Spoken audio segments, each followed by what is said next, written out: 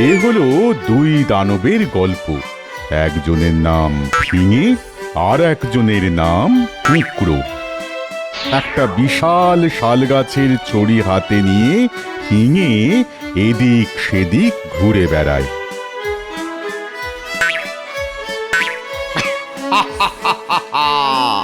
এই শালের ছড়ির এক ঘা দিয়ে দুনিয়ার সব পাজি বদমাশ দানবদের ঠেঙিয়ে ঠান্ডা করে দেব। আমার নাম ফিঙে।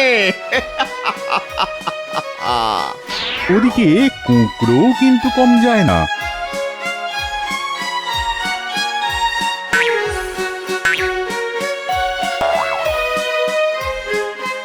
রোজ সকালে ঘুম থেকে উঠে এক ঘুষিতে লোহার মুগুর গুঁড়ো করে দেয়।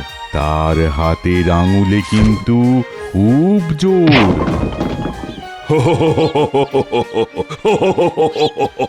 রোজ এরকম 100টা লোহার মুগুর আমি ঘুষো মেরে ছাতু করে দিই, আর আশেপাশের সব দানবকে ঘুষো মেরে মুখের মানচিত্রটাই পাল্টে দিই সোজা।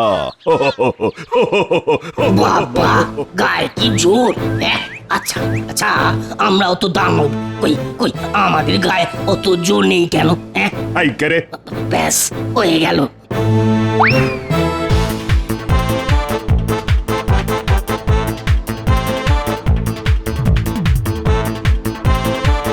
আই আই পালাবি না বলছি, দাঁড়া দাঁড়া। দেখলি তো কেমন ধরা পড়ে গেলি। এখন বল বল, আড়াল থেকে দেখছিলিস কেন? না না, মানে ওই দেখছিলাম দেখছিলাম তোমার গায়ে কি জোর। আরে আমার গায়ে তো জোর বরাবরই। এবার বল, তোকে কি করব, ছাতু না ধুলো? না না না, আমি আমি আমি আমি দুর্বল বলে আমায় তো ছাতু ধুলো এসব করবেই।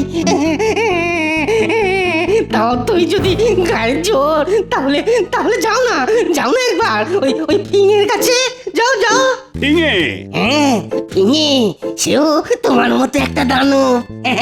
শুনেছি একটা পেল্লাই শাল গাছকে ওই ছড়ি বানিয়ে সে ঘুরে বেড়ায়, আর যাকেই ওই বেয়ারদুপি করতে দেখে তাকেই ঠেঙিয়ে না একেবারে ঠান্ডা করে দেয়। হ্যাঁ তাই নাকি?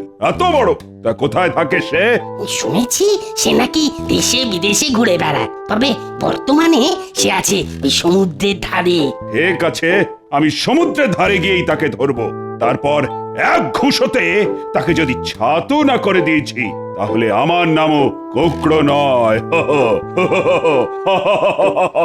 যা যা বেটা, এবার লড়ে মর, আর আমরাও একটু জিরিয়ে বলছি।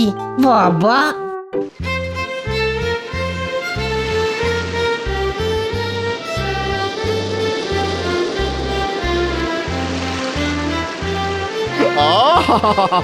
সমুদ্রের বাতাস কি মিঠে, শরীর যেন জুড়িয়ে জল করে দেয়।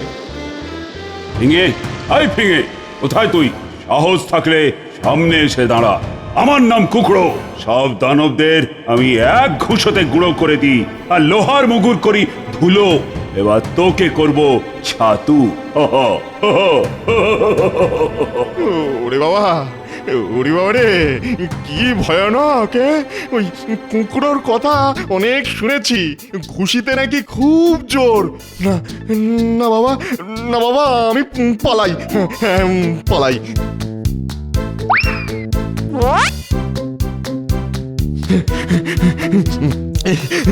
উড়ি বাবা, উড়ি বাবা রে, উড়ি বাবা, উড়ি বাবা রে।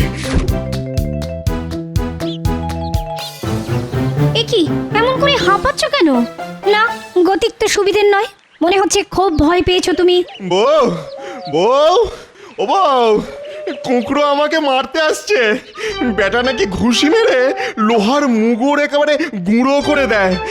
ওরে ওরে বাবা, এবার আমি গেলাম। ও বউ, কেউ একটা আসছে বটে, তবে ঢের দূরে। এখানে আসতে কমসে কম 3 দিন লাগবে। কুঁকড়ো এলে আমি তাকে ঠিক করে ছেড়ে দেব। বলছো? হ্যাঁ বলছি, সে বেটা তোমার কিচ্ছুটি করতে পারবে না। আর হ্যাঁ শোনো, চট করে কিছু ভাগা দা, কুড়ুল, খুন্তি, হুড়কো আর পেরে গজাল নিয়ে এসো। কিন্তু এসব দিয়ে কি করবে? কি করবে? যখন করব তখন না হয় দেখবে। এখন যাও, চট করে জিনিসগুলো নিয়ে এসো তো। কুকুরো বেটা, তোর গায়ে জোর থাকতে পারে, কিন্তু আমি তোকে মারবো বুদ্ধি দিয়ে।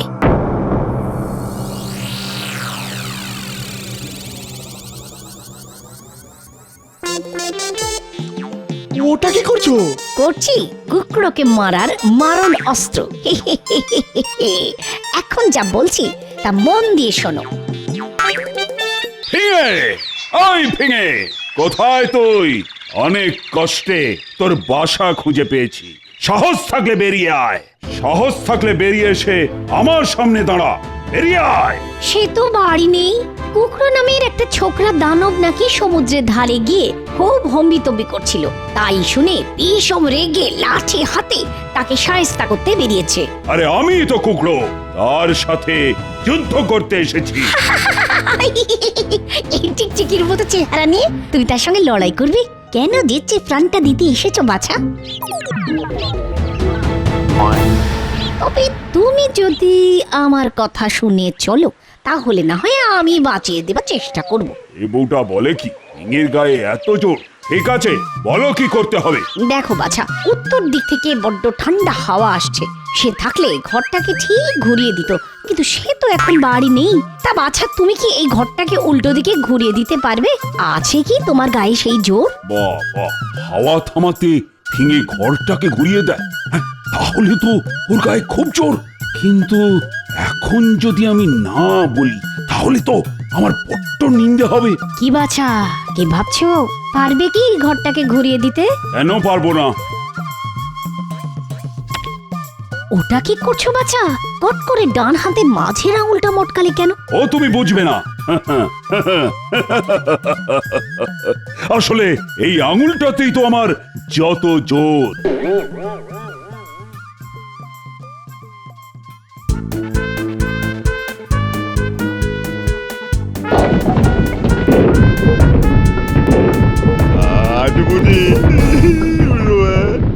আজ বুঝি আমার আর নিস্তার নেই।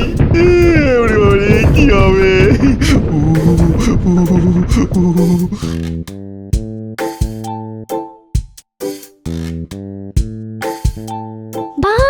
বাবা, বাছা তুমি খুব লক্ষ্মী ছেলে।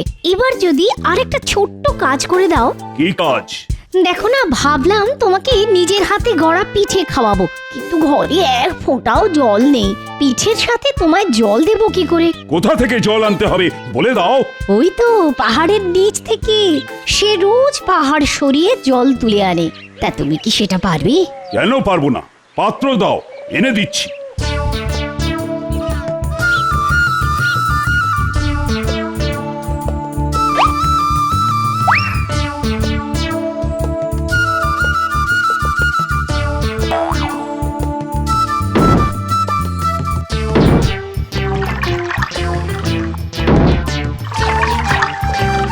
ঘুষোতে তো খুব জোর, তবে এবার দেখবে তোমার ঘুষোর জোরের থেকে আমার বুদ্ধির জোর কত শক্তিশালী। বাবা,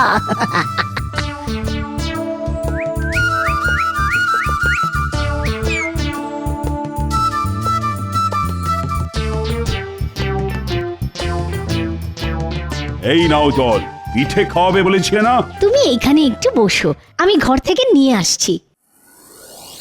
পিঠে খেয়ে শরীরে বল বাড়িয়ে নিয়ে এমন মারবো না ওই ফিঙেটাকে। এই নাও বাছা, পিঠে খাও। পিঠের মধ্যে লোহা ভরে দিয়েছি, খাবে আরে।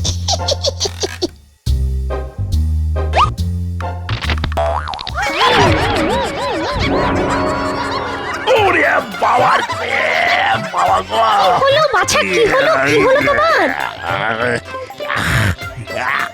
আমার দাঁত যে ভেঙে গেল। কি শক্ত পিঠে! চুপ চুপ চুপ, দাঁত ভেঙে গেছে বলে এমন করে চেঁচিও না। আমার খোকার আবার ঘুম ভেঙে যাবে, আর ঘুম ভেঙে গেলে এই পিঠে খাবার জন্য খুব বায়না জুড়ে দেবে। ও মা, মা খিদে পেয়েছে, পিঠে দে, খাবো। ও মা, পিঠে দে না মা। ওরে বাবা রে, এত বড় খোকা! ও মা, মা খিদে পেয়েছে, পিঠে দে, খাবো। খোকা যদি এত বড় হয়, তাহলে খোকার বাবা না জানি কত বড়। এই যে বাবা, দিচ্ছি। কিলে মা, পিঠে দে। ও মা, দে না, খিদে পেয়েছে তো। এই যে বাবা, দিচ্ছি। এটা কেলে মা? ও একটা কাকু তোর বাবার খোঁজে এসেছে। এই তাহলে কুকড়ো। এ বাবা, পিঠে খেতে গিয়ে কাকুর দাঁত ভেঙে গেছে বুঝি। এ বাবা, কি দুর্বল দাঁত। কি মজা, কি মজা, কাকুর দাঁত ভেঙে গেছে, কি মজা, কি মজা। কুকুর বেটাকে দিয়েছিলাম লোহা ভর্তি পিঠে, এবার একে দেব আসল নরম পিঠে। এই নে বাবা পিঠে।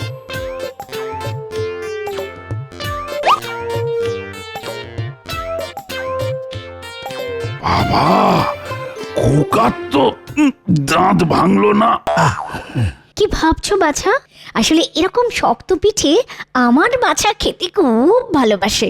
বাবা, খোকার দাঁতে যদি এত জোর হয়, তাহলে না জানি খোকার বাবার দাঁতে কত জোর।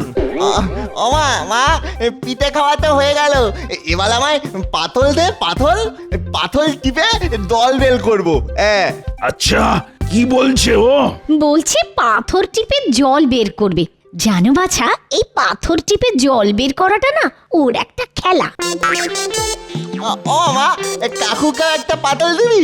কাকু আমার মতো পাতল টিপে দল বের করবে। বলো কাকু, তুমি পারবে না?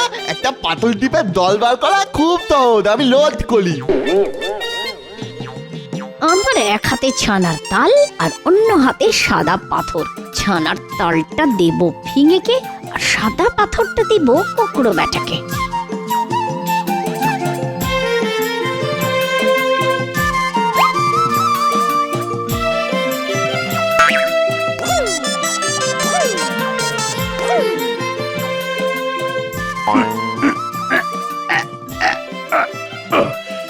বাবা, খোকার আঙুলেও কি জোর রে বাবা! কেমন পাথর টিপে জল বের করছে। আমি বরং এই বেলা পালাই। খোকার বাপ এলে আর বুঝি নিস্তার নেই। আমি আজ আসি, কেমন? কেন ফিঙের সঙ্গে যুদ্ধ করবে না? না, আজ আর তেমন ঠিক ইচ্ছে করছে না। অন্য একদিন এসে না হয় যুদ্ধ করে যাব। তবে যাবার আগে মুখের মধ্যে আঙুল গলিয়ে খোকার দাঁতগুলো একবার দেখে যেতে হবে। কি করে ওই কচি দাঁত দিয়ে অমন অমন শক্ত পিঠে খেলো।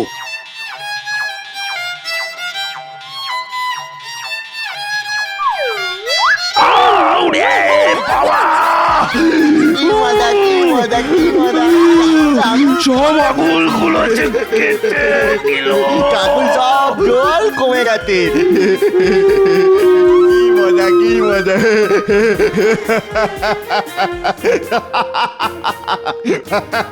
বউ, আমার শাল গাছের ঝুড়িটা নিয়ে এসো তো, হতচ্ছাড়াকে আচ্ছা করে শায়েস্তা করে। হ্যাঁ, এই পালাবি কোথায়, পালাবি কোথায়? আজ তোর হাড় মাস আলাদা করে নেব। কি কেমন দেখালাম বুদ্ধির খেল?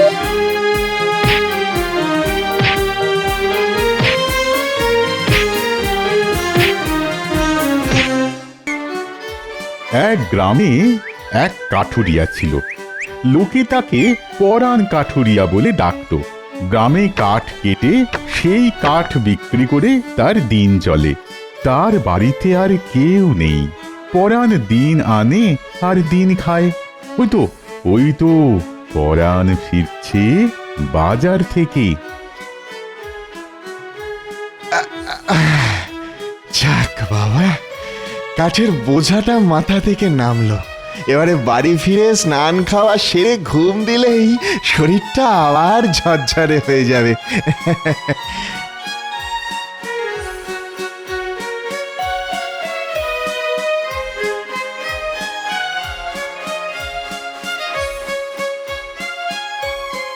আরে আরে পরাণ বেচা কেনা শেষ করে ফিরছো নাকি ভাই? হ্যাঁ হ্যাঁ ভাই, কাঠ করা না বেচলে আমার চলবে কি করে ভাই? আমি তো দিন আনি আর দিন খাই। তা রোজগার কেমন হলো আজ? হ্যাঁ আমার তো বেশি কিছু চাই না। প্রতিদিনের মতন আজও 5 টাকা রোজগার হয়েছে। ওই ওই 5টা টাকাই আমার যথেষ্ট। ওই নিয়েই চাল কিনেছি, বাড়ি ফিরে 4টি ফুটিয়ে খেয়ে নেব। ওতেই তোমার হয়ে যাবে? আর কি চাই? না ভাই, আমি অল্পতেই খুশি। অল্পতেই খুশি। তাই বললে কি হয়? হ্যাঁ, জীবনে সঞ্চয়েরও তো দরকার আছে। বলা তো যায় না আপদ বিপদ কখন যে এসে পড়ে। সে যখন আসবে দেখা যাবে। দুবেলা দুমুঠো হলেই তো আমার চলে যাবে। না ভাই, ভবিষ্যতের কথা যে ভাবে না তার কপালে দুঃখ আছে গো। তা তুমি যখন এত করে বলছো তখন না হয় ভাববো।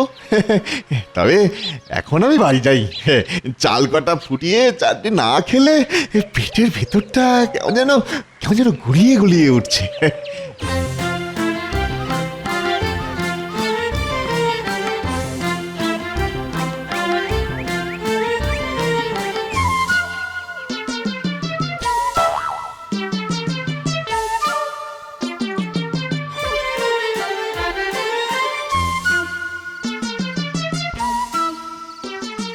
না, বেশি রাত করে লাভ নেই। ফ্যানে ভাতে খেয়ে শুয়ে পড়ি।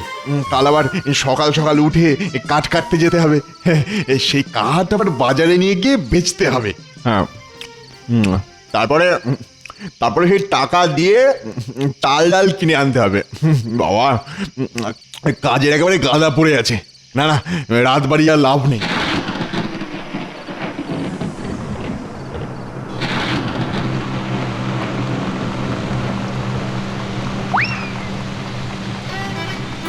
বোঝো ঠেলা, এখন খাবো না দৌড় দেবো? কেমন ঝমঝম করে জল পড়তে শুরু করলো। হ্যাঁ, না না না, মনে হচ্ছে এই বৃষ্টি সহজে থামবে না। হ্যাঁ,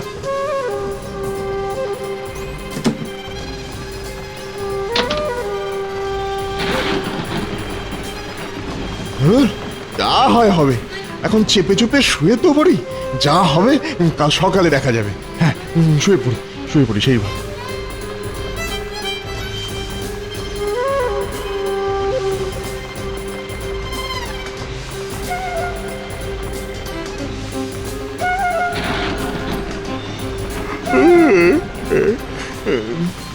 কি কাণ্ড! সারা রাত বৃষ্টি হওয়ার পরেও তো বৃষ্টি থামার কোনো লক্ষণ নেই। এবার তো বেশ চিন্তার ব্যাপার হলো দেখছি।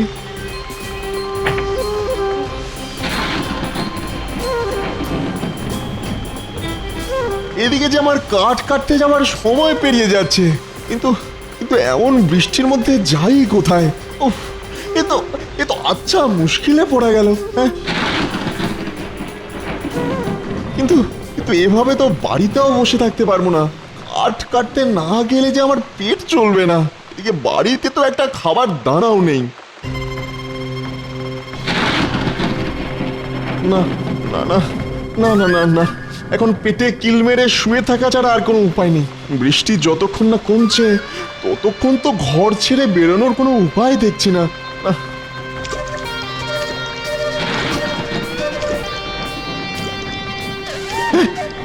দেখো দেখি, দেখো, একেই বলে দুর্ভোগ। হ্যাঁ, মাথার উপরে একটা চাল ছিল, তাও মনে হচ্ছে এবার ভেঙে পড়বে।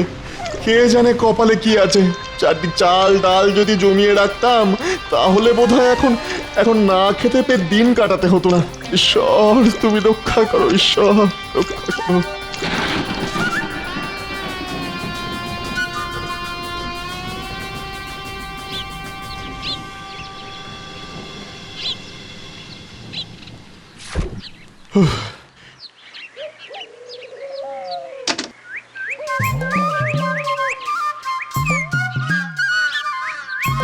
যাক বাবা, 3 দিন পরে শেষমেশ বৃষ্টিটা থামলো। তাহলে না, আজ যখন একবার রোদ উঠেছে তখন আর সময় নষ্ট করবো না। যাই, এই পাল চালিয়ে গিয়ে কাঠ কটা কেটে আনি। হ্যাঁ হ্যাঁ, যাই।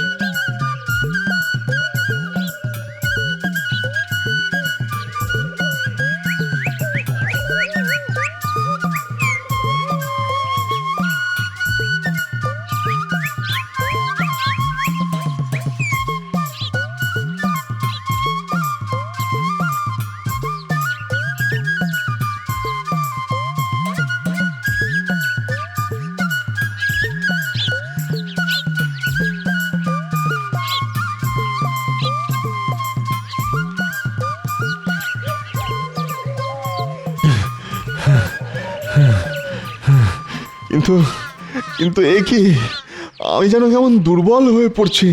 ও, শরীর যেন আর বইছেই না। মনে হচ্ছে এখানেই কোথাও বসে একটু একটু জিরিয়ে নি। একটু বসি।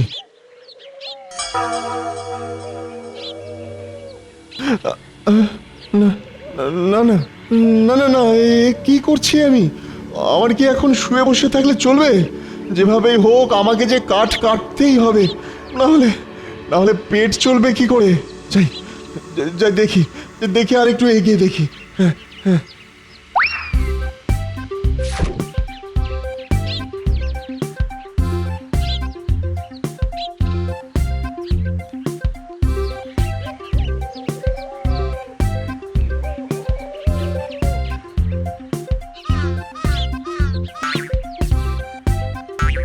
সবই আমার কপালের ফের। সেই কখন থেকে খুঁজছি, তবু যদি একটা ঝুটসই গাছ পাই। আশেপাশে কই সেরকম কোনো গাছও তো চোখে পড়ছে না। না না না না, এদিকে অযথা ঘোরাঘুরি না করে হ্যাঁ হ্যাঁ হ্যাঁ, আমি বরং ওই নদীটার দিকে যাই। হ্যাঁ হ্যাঁ, আমার মন বলছে, হ্যাঁ আমার মন বলছে ওই নদীর ধারেই মনের মতো গাছ পাবো। হ্যাঁ হ্যাঁ হ্যাঁ, যাই যাই।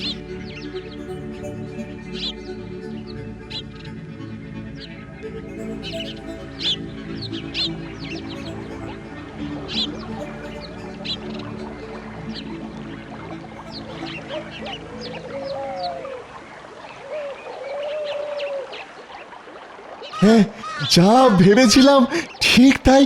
হ্যাঁ ঠিক তাই, বড় মেজ ছোট সব গাছে নদীর পাড় একেবারে ভরে আছে। একবার খালি ইচ্ছে মতন গাছ দেখে কাটতে শুরু করলেই হয়। হ্যাঁ, কি আনন্দ, কি যে আনন্দ আমার। এই তো এই গাছটা বেশ বেশ মনে ধরেছে আমার। এই ডালপালাগুলো দেখছি বেশ বেশ নাগালের মধ্যেই আছে। না না না না না, আর দেরি করা ঠিক হবে না। হ্যাঁ হ্যাঁ ঠিক।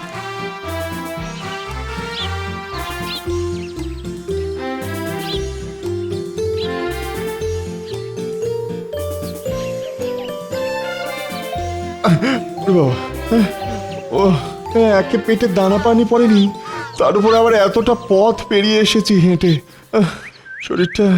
শরীরটাও যেন কেমন একটা ঝিমঝিম করছে। না, মনে হচ্ছে এবার যেন একটু সামলে নিয়েছি। দেখি এবার একবার চেষ্টা করে দেখি।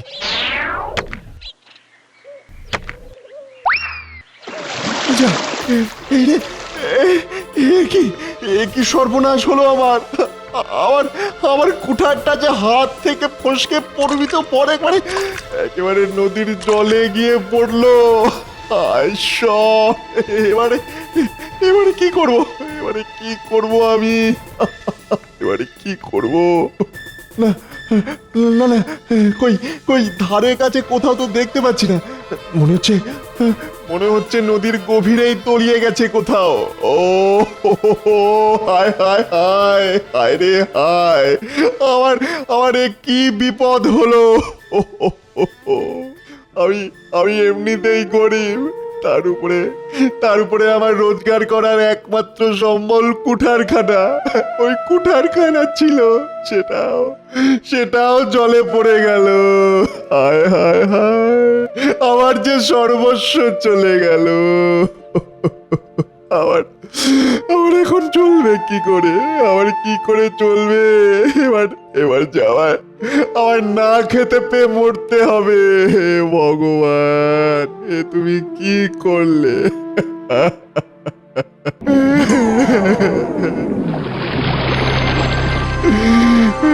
কি হলো পরাণ? খুব ভেঙে পড়েছো মনে হচ্ছে। কি আপনি কে? কোথা থেকে এলেন আপনি? আমাকে তুমি চিনবে না পরাণ, আমি জলদেবতা, এই নদীতেই থাকি আমি। আপনি তাহলে আমার মনের কথা শুনেছেন ভগবান। তাহলে তো এটাও বুঝতে পেরেছেন যে আমার কুঠারটা যদি আমি ফিরে না পাই তাহলে বড় বিপদ হয়ে যাবে আমার। ভগবান, বড় বিপদ হয়ে যাবে।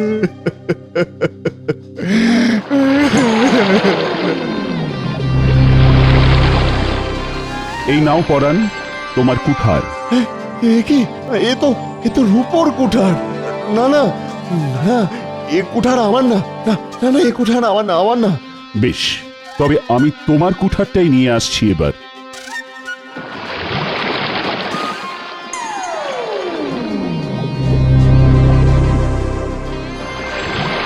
এই নাও, এটা নিশ্চয়ই তোমার। না না না না না, এটাও তো আমার না। এ তো সোনার কুঠার। আপনার নিশ্চয়ই কোনো ভুল হয়ে যাচ্ছে জলদেবতা। আমার কুঠার তো লোহার। হ্যাঁ হ্যাঁ, লোহার।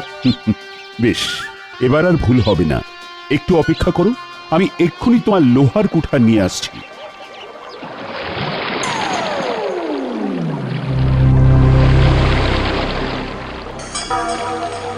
কি পরান, এটাই তো তোমার কুঠার? এটাই তো খুঁজছিলে এতক্ষণ। আরে হ্যাঁ, এটাই তো আমার কুঠার। আমার কুঠার। দিন দিন জলদেবতা, দিন আমার কুঠার আমাকে ফিরিয়ে দিন জলদেবতা, ফিরিয়ে দিন। এই নাও, এবার তুমি খুশি তো? আপনার অশেষ করুণা জলদেবতা, আপনার অশেষ করুণা। এবার আমি আবার কাঠ কেটে রোজগার করতে পারবো। হ্যাঁ হ্যাঁ, রোজগার করতে পারবো। আমার যে কি আনন্দ, কি আনন্দ। যা, জলদেবতা আবার জলে ডুব দিলেন কেন? তবে কি আমার কথায় অসন্তুষ্ট হলেন? হ্যাঁ, একদমই নয় পরাণ, বরঞ্চ আমি তোমার সততায় খুবই খুশি হয়েছি।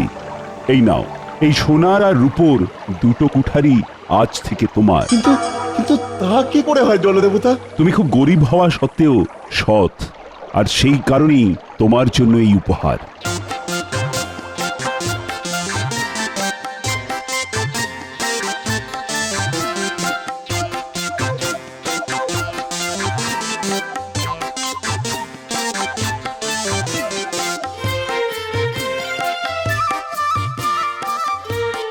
যাই, হ্যাঁ, যাই, এগুলো বরং একটা শ্যাকরার দোকানে নিয়ে যাই।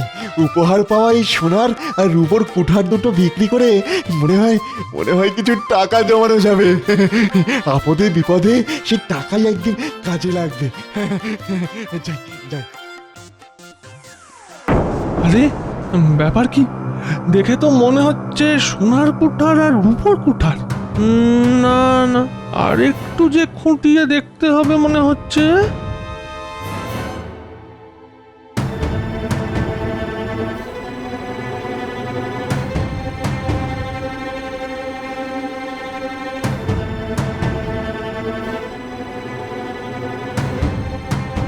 এই তো সামনেই শ্যাকরার দোকান। যাই, ঠান্ডা মাথায় এই দুটোর ব্যবস্থা করি। হ্যাঁ,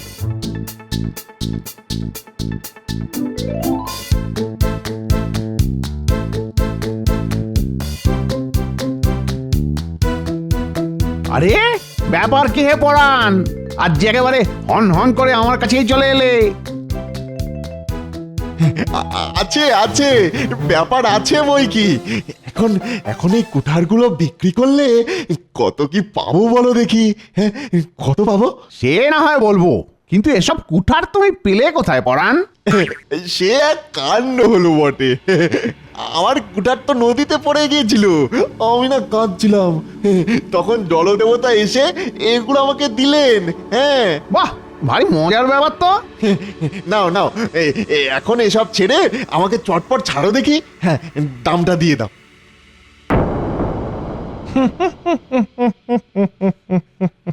মজা তো এবার আমি দেখাবো। আমিও ঠিক কায়দা করে জল দেবতার কাছ থেকে ওই সোনার কুঠার হাতাবো। হ্যাঁ, যা দরকার ছিল তাই করে ফেলেছি। এই লোহার কুঠার এই নদীতে ফেলে দিতে হবে। হ্যাঁ,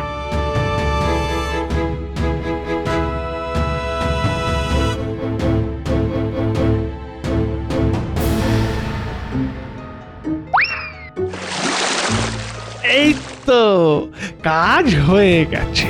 এবার বাকি নাটকটা করে ফেললেই হয়। ওগো, আমারে কি সর্বনাশ হলো গো! আমার সাধের কুঠারটা পড়ে গেল গো। তুমি কাঁদছো কেন বৎস? আমায় বলো, আমি জল দেবতা। দেবতাই হন আর অসুরই হন, তাতে আমার কি? এখন পারলে আমার কুঠারটা ফিরিয়ে দিন দেখি। দেখো তো বাবা, এটাই কি তোমার সেই কুঠার? হ্যাঁ হ্যাঁ হ্যাঁ, এটাই তো আমার। তাই? কিন্তু তুমি তো মিথ্যে বলছো। আর আমি এটাও বুঝেছি যে তুমি লোভী, আর তাই তুমি কিছুই পাবে না।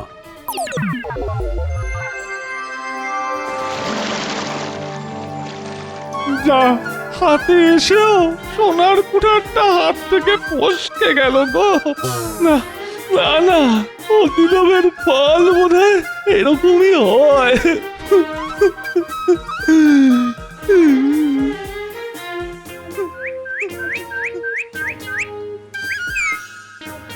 তবে দেখলে তো, লোভ করলে কেমন ফল পেতে হয়। তাই তো বলি, জীবনে সর্বদা সৎ আর সরল পথে থাকা উচিত, তাই না? ওই দেখো, পরাণ কেমন আজও কাঠ কেটে বাজারে বেচতে যাচ্ছে। দেবতার উপহার পাওয়ার পরেও তার জীবন কিন্তু ওই একই রকম, সহজ আর সরল।